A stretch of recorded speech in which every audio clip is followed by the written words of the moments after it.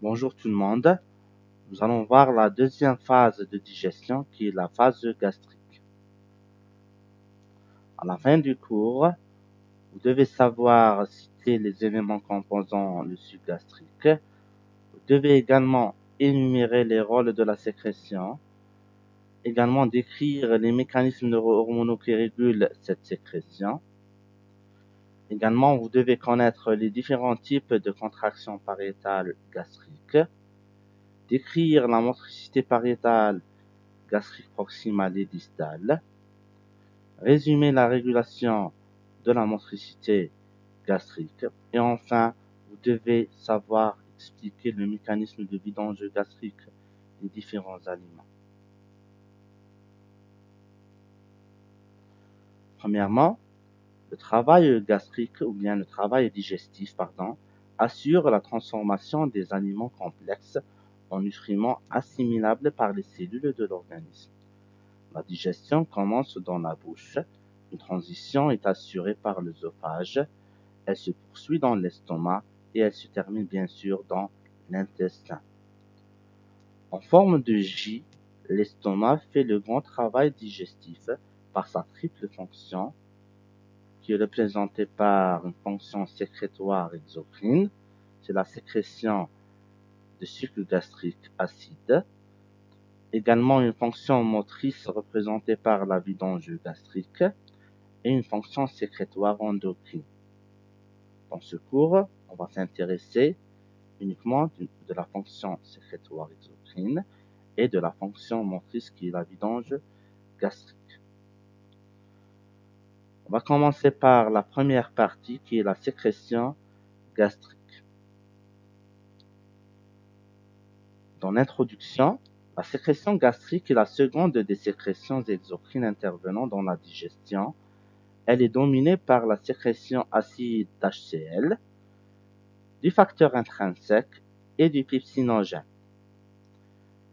Elle vise, c'est-à-dire cette sécrétion, à amorcer la digestion des protéines et des lipides, également participe à l'érythropoïèse et la stérilisation du bol alimentaire. C'est-à-dire, elle a un rôle de digestion chimique du bol alimentaire, mais également a un rôle d'envoi dans la production des globules rouges, c'est l'érythropoïèse, et la stérilisation des aliments ou bien du bol alimentaire. On passe au rappel, ou bien un rappel anatomo-histologique, fonctionnel bien sûr. Il faut noter que l'épithélium muqueux de la paroi gastrique s'invagine dans le chorion pour former des cryptes qui vont conduire aux glandes sécrétant le suc gastrique. Donc, vous voyez ici l'enfoncement de la paroi dans le chorion, ou bien de l'épithélium dans le chorion, pour former des cryptes et qui vont conduire aux glandes ici. Voilà. Alors, sur le plan fonctionnel, l'estomac comporte trois régions différentes. Il y a une région cardiale, peu développée. Il y a une région phendique qui comporte des glandes phendiques. Une région tropylorique qui comporte des glandes pyloriques. On va voir la différence entre les glandes phendiques et les glandes pyloriques. Toujours, il y a ces cryptes qui aboutissent aux glandes, c'est-à-dire aux glandes sécrétoires, bien glandes gastriques, bien sûr. Donc, premièrement, dans les glandes phendiques, on note des cellules pariétales, appelées bordantes, qui sécrètent l'acide chlorhydrique et le facteur intrinsèque. Voilà. Il se trouve, c'est-à-dire à la superficie. Il y a également des cellules principales qui sécrètent le pepsinogène et la lipase gastrique. Voilà, juste au-dessous. Il y a également les cellules à mucus qui sécrètent le mucus et même les bicarbonates. Donc, se trouvent, c'est-à-dire à la surface, mais également il y a des cellules en mucus du collet. Et on note également des cellules endocrines, comme par exemple les cellules D à somatostatine, qui sécrètent la somatostatine. Donc, vous voyez ici, les cellules D à somatostatine en jaune, donc qui exercent, c'est-à-dire bien dans le mécanisme d'action se fait par voie soit endocrine, c'est-à-dire par voie sanguine, soit par voie paracrine, pour la somatostatine. Alors, il y a les cellules EC à sérotonine, les cellules entérochromatine, à sérotonine, et il y a les cellules à histamine, qui est dite entérochromaffine-like, qui sécrètent l'histamine. Voilà, vous voyez ici les cellules ECL, donc qui déversent également leur contenu dans la lumière pour agir par voie paracrine. Alors, concernant les glandes pyloriques, on note les cellules ou bien la présence des cellules G qui sécrètent la gastrine. Voilà, c'est au fond, c'est tout au fond. Donc, ils déversent leur contenu ou bien la gastrine et leur sécrétion dans le sang pour agir par voie endocrine, par voie sanguine. Et on note également les cellules à somatostatine, les cellules à mucus, et il y a également les cellules à ghrelin, qui est une hormone primordiale de la prise alimentaire. Donc, vous voyez ici les glandes pyloriques, qui présentent les cellules à gastrine, les cellules à somatostatine en jaune, et bien sûr, à la surface, il y a les cellules à mucus et les cellules à ghrelin qui ne sont pas mentionnées dans ce schéma. Il faut noter que les cellules que les glandes pyloriques sont dépourvues des cellules pariétales et des cellules principales, également des cellules ECL à histamine. On passe au sucre gastrique. Premièrement, on va noter on va citer la composition de ce sucre.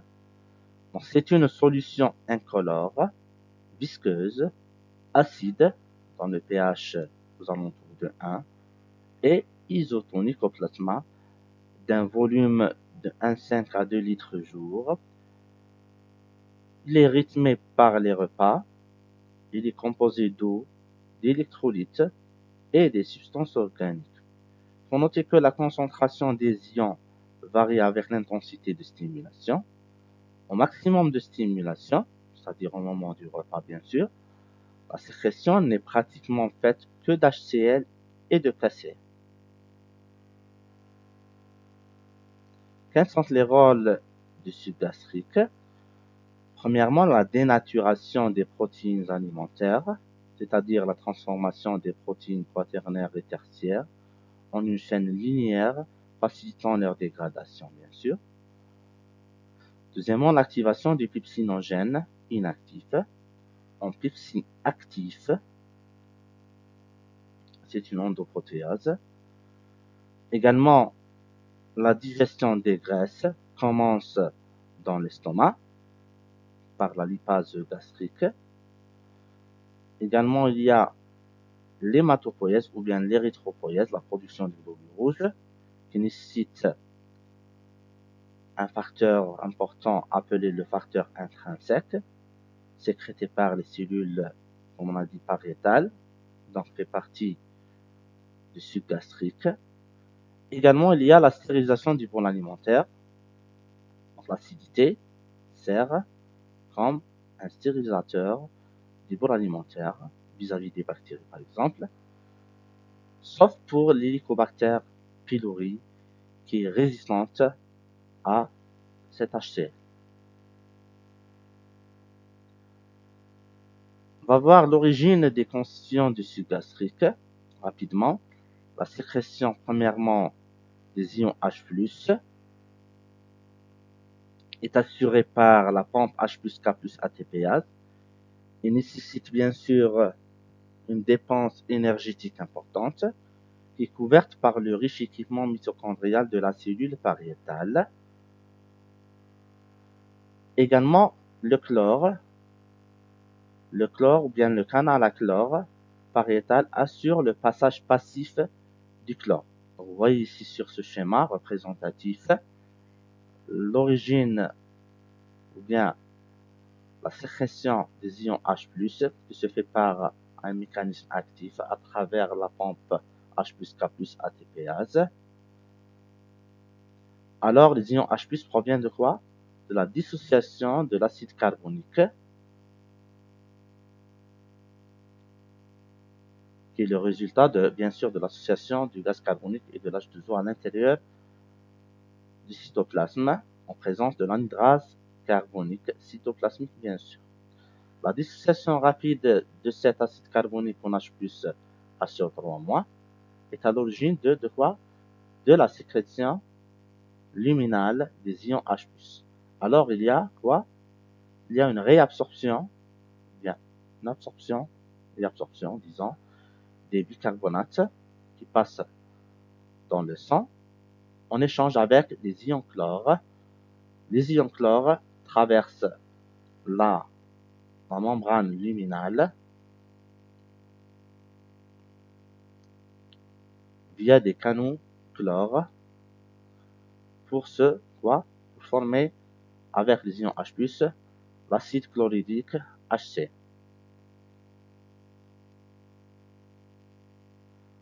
Alors la sécrétion d'eau, du sodium et du potassium est assurée par la cellule pariétale et même par la cellule à mucus, et elle se fait essentiellement via un transport passif paracellulaire.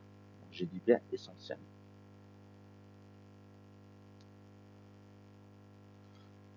On passe aux composants organiques du suc gastrique. Il y a premièrement le mucus. C'est une glycoprotéine sécrétée par les cellules à mucus. Il retient les bicarbonates et forme un film continu adhérent à la surface épithéliale qui constitue donc une barrière de protection. Donc on va voir un pH neutre à la surface épithéliale à cause de ce film qui contient le mucus et les bicarbonates. Il faut noter que les prostaglandines stimulent la sécrétion bicarbonatée et participent à la cytoprotection de la muqueuse gastrique. C'est pour ça les anti-inflammatoires non stéroïdiens qui inhibent la synthèse de ces prostaglandines inhibent la sécrétion des bicarbonates, ce qui favorise la lésion ulcéreuse.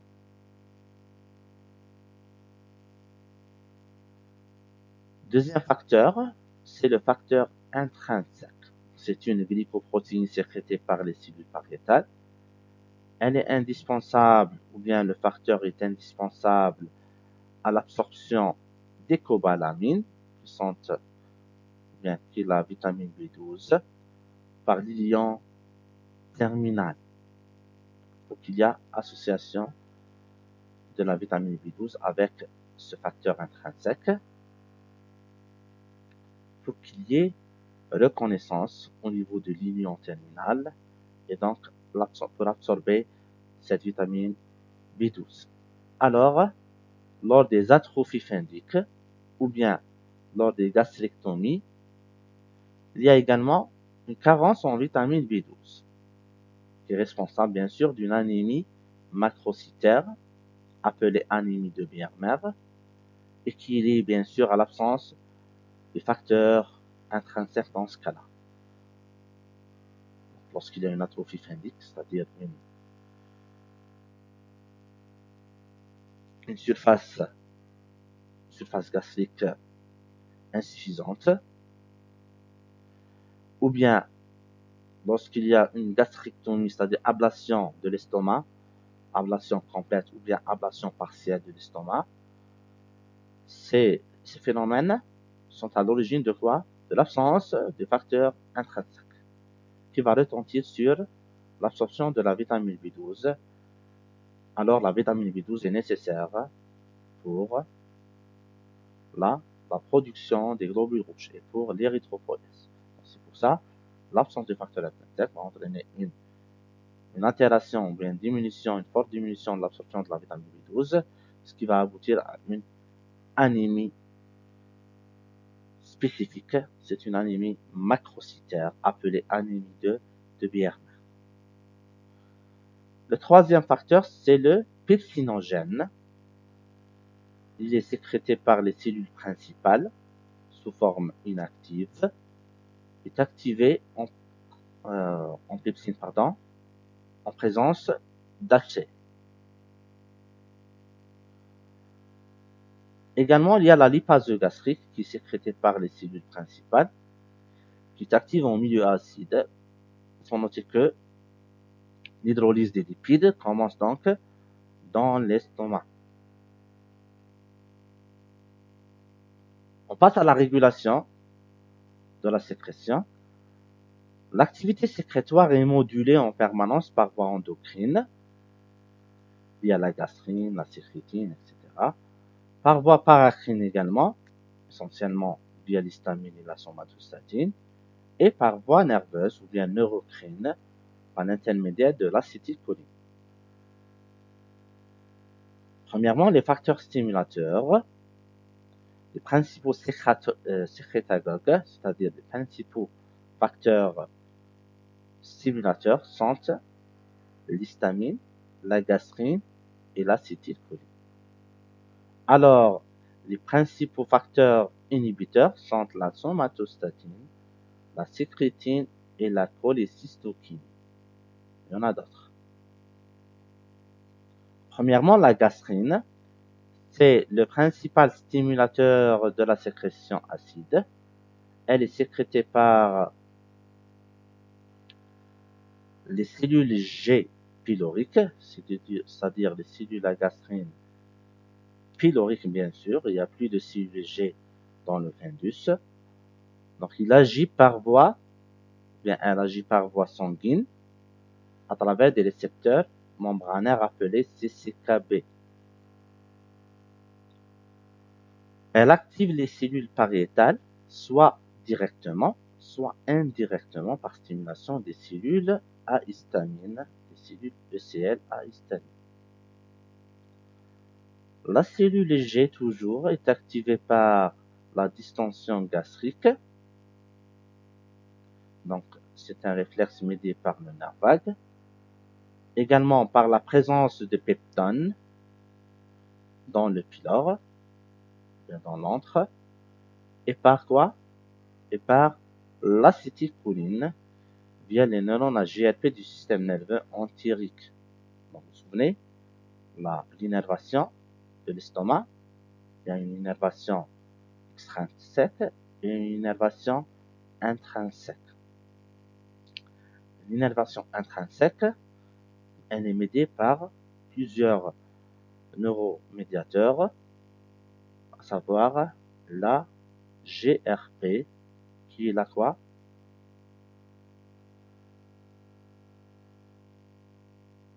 Donc, la cellule G, la cellule G est inhibée par l'acidité, si le pH descend en deçà de 3, la somatostatine, la sécrétine et la GIP. GIP, c'est le gastric inhibitor peptide, ou bien appelé encore glucose dépendant insulinotropique peptide.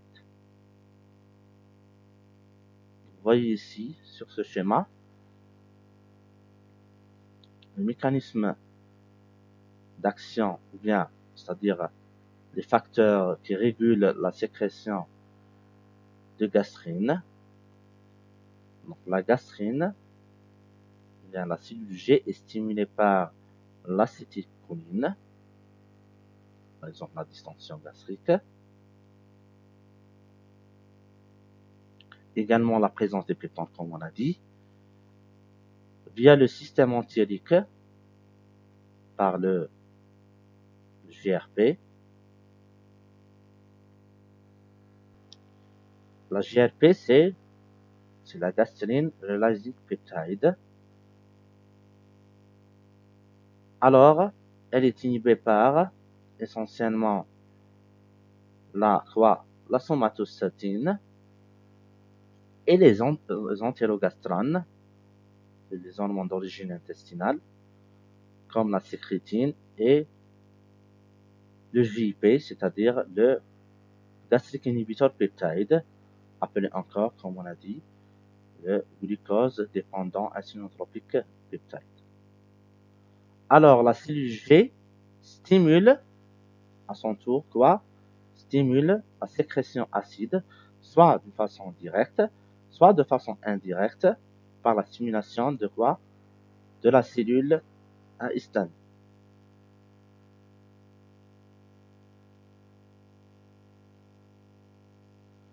Deuxième facteur, c'est l'histamine. Elle est sécrétée par les cellules ECL, FENDUC, agit par voie paracrine via des récepteurs membranaires H2, stimule la sécrétion acide par l'activation des cellules pariétales.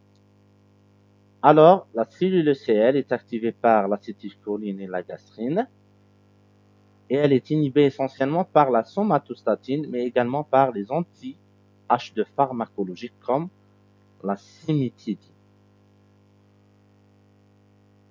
Il y a des médicaments qui sont utilisés pour le traitement des reflux, pour le traitement des ulcères, etc. Ce sont des anti-H2 qui diminuent donc, qui servent à diminuer la sécrétion acide et inhiber donc la sécrétion de la cellule pariétale. Voilà, vous voyez ici la cellule ECL à histamine qui est stimulée par la gastrine, par l'acétylcholine, et elle est inhibée par la somatostatine, mais également par des molécules pharmacologiques comme la cimetidine, sont des anti-H2. Cette histamine stimule, le rôle de l'histamine, c'est la stimulation de la sécrétion acide via des récepteurs H2, membranaires, pariétales bien sûr. Troisièmement, l'acétylcholine, c'est un neuromédiateur des fibres postganglionnaires, comme vous avez vu l'année passée dans le système nerveux végétatif et l'organisation de ce système. Donc, c'est un neuromédiateur des fibres postganglionnaires des voies parasympathiques. Il stimule la sécrétion acide via les récepteurs M3 des cellules pariétales. Active également la cellule G, la cellule à histamine, et inhibe la cellule D FENDUC, c'est-à-dire la cellule à somatostatine, FENDIC. Également, il stimule la sécrétion des pepsinogènes par les cellules principales. Vous voyez ici dans ce schéma l'action de l'acétylcholine. L'acétylcholine stimule la sécrétion acide, soit de façon directe, via les récepteurs M3 membranaires, soit de façon indirecte, par activation soit de la cellule G et la libération de la gastrine, soit activation de de la cellule à histamine, et donc la libération de l'histamine qui va activer la stimulation ou bien la libération ou bien la sécrétion acide gastrique. Également, l'acétylcholine inhibe la libération de la somatostatine par les cellules D au niveau du fundus. La somatostatine, elle est sécrétée par les cellules D suite à une augmentation des protons gastriques au niveau, c'est-à-dire au niveau de l'estomac. C'est le principal freinateur de la sécrétion acide. Présente une action paracrine, mais également endocrine. Donc, il peut agir soit euh, localement, soit à distance, c'est-à-dire via le sang.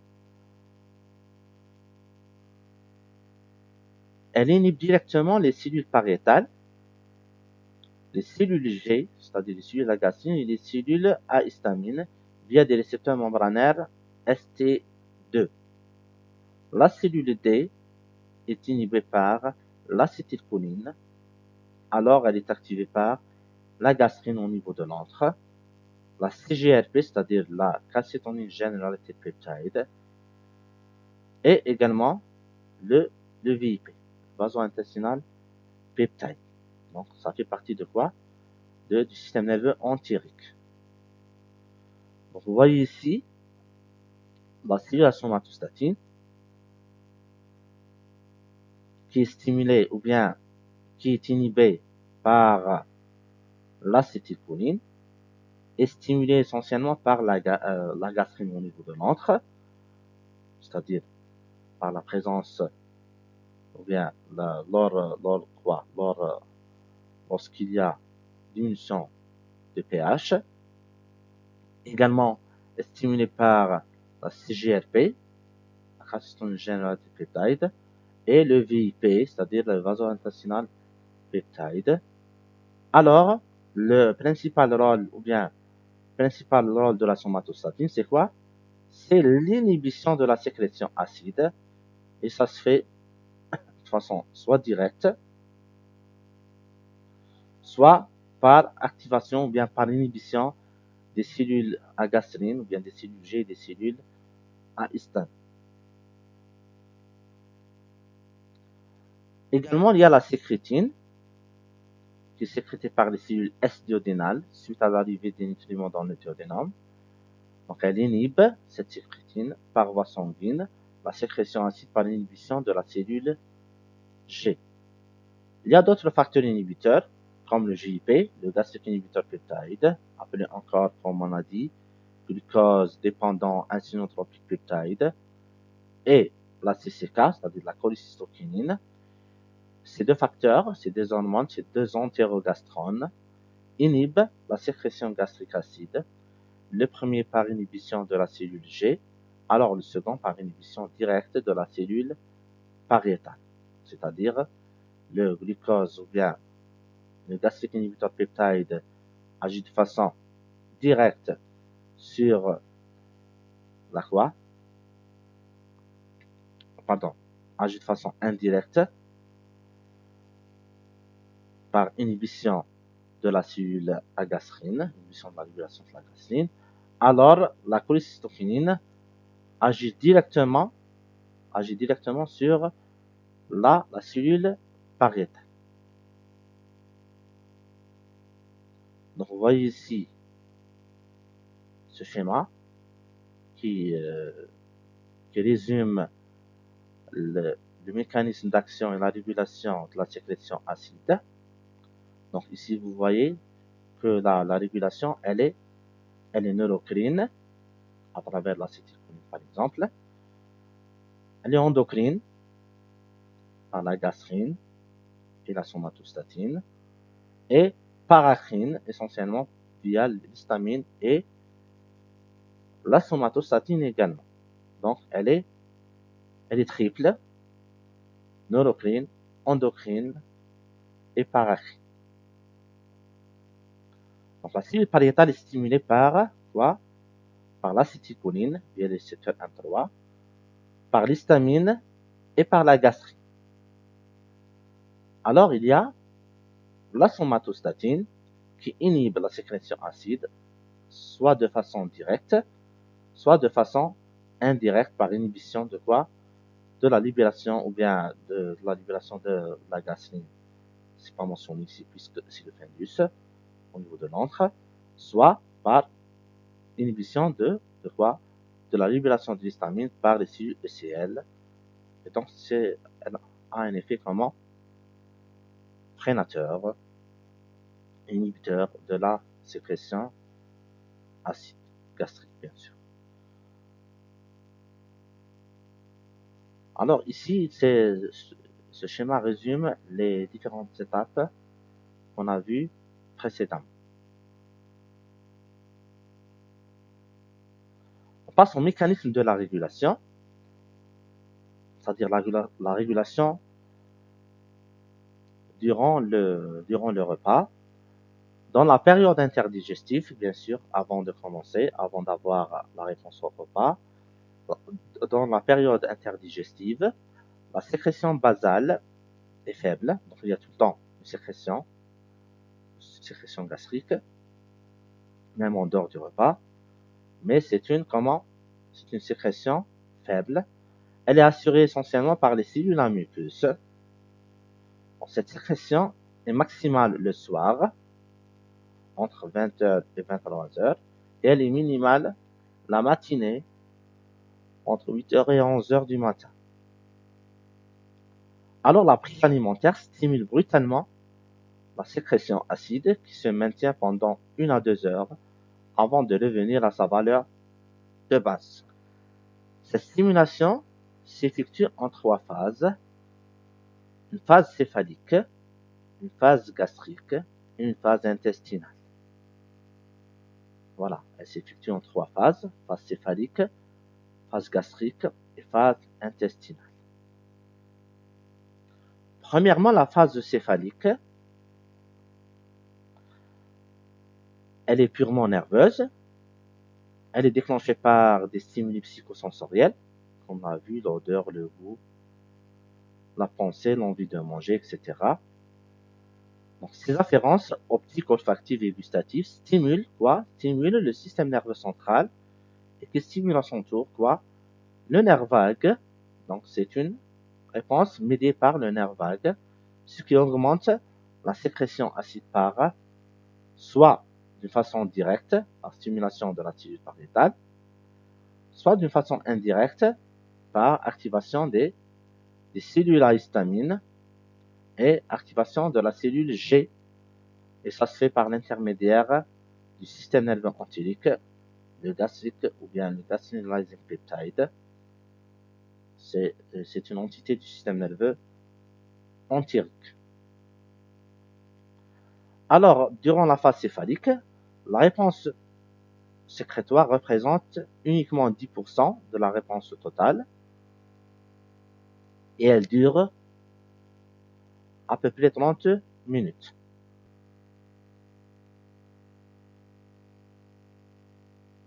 Voilà la phase céphalique.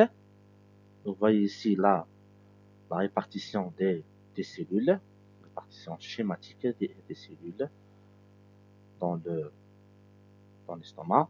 Donc il y a les cellules muqueuses, les cellules pariétales, les cellules principales, les cellules ECR qui sécrètent l'histamine, et bien sûr les cellules G et D, les cellules G qui se trouvent uniquement dans dans l'estomac distal, c'est-à-dire la partie anthro-pylorique.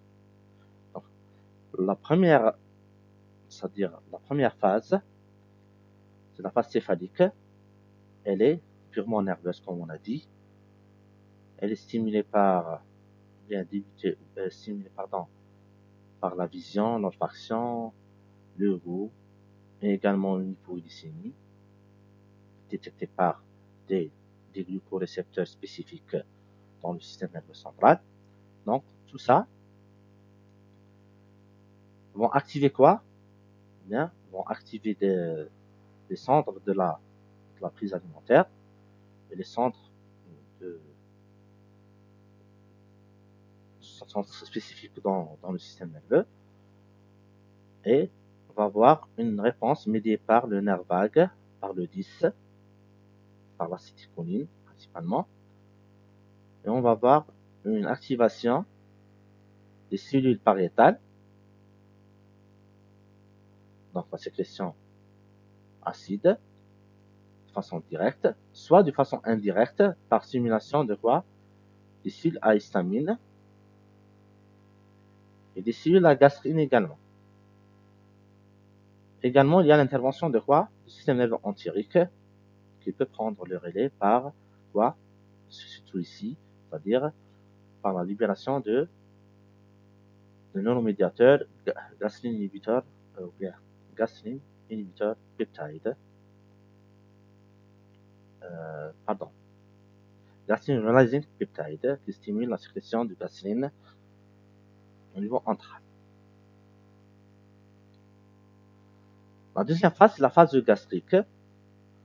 Donc elle commence, ou bien elle est débutée par l'arrivée des aliments dans l'estomac, la présence de nutriments et la distension gastrique. Donc la présence de nutriments va aboutir à une distension gastrique. Va activer la sécrétion acide pariétale par essentiellement la stimulation des cellules gastriques. Alors, la sécrétion acide pariétale est également activée par la stimulation cholinergique et histaminique. Donc la présence des nutriments va provoquer la distension. La distension elle-même va provoquer quoi?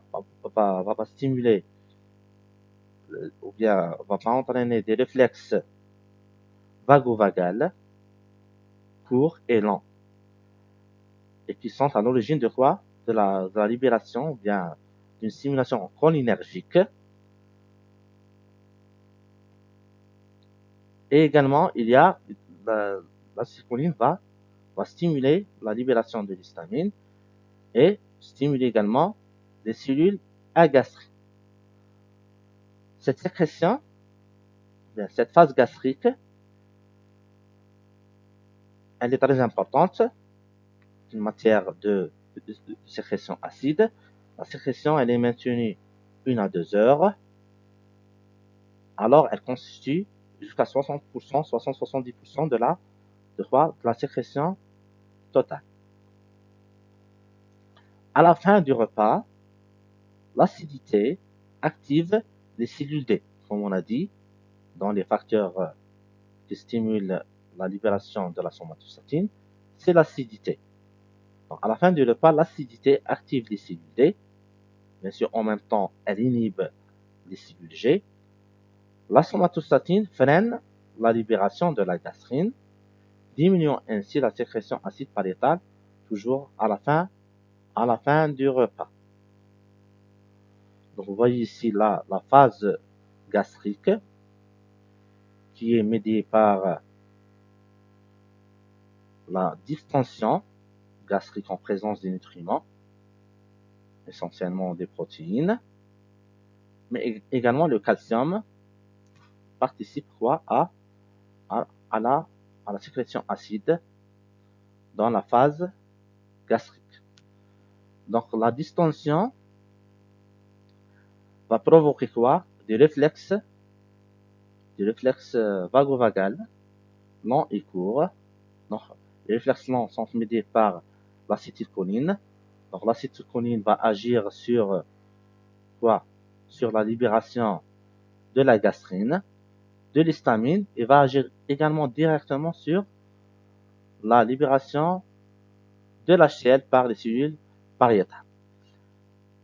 Donc c'est comme ça comment ça se fait la régulation durant la phase gastrique.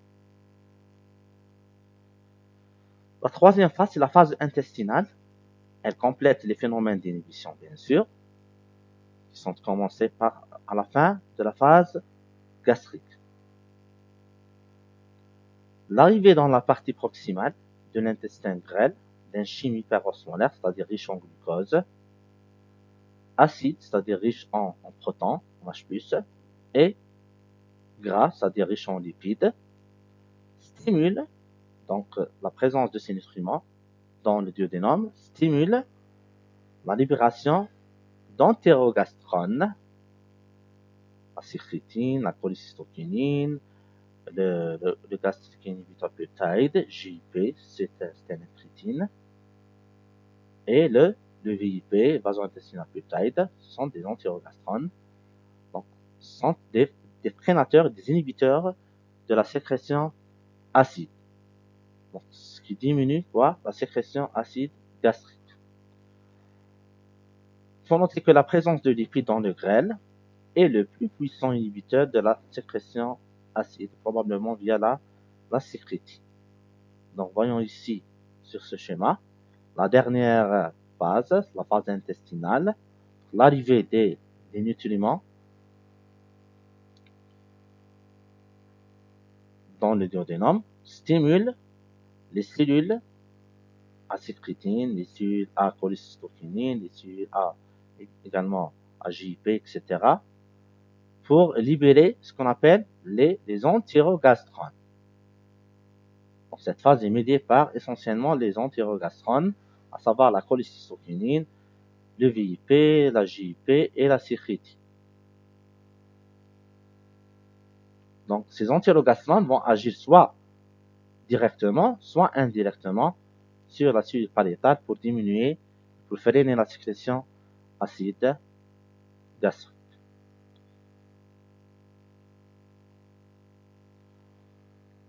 Donc, on va passer à la deuxième partie qui est la motricité gastrique.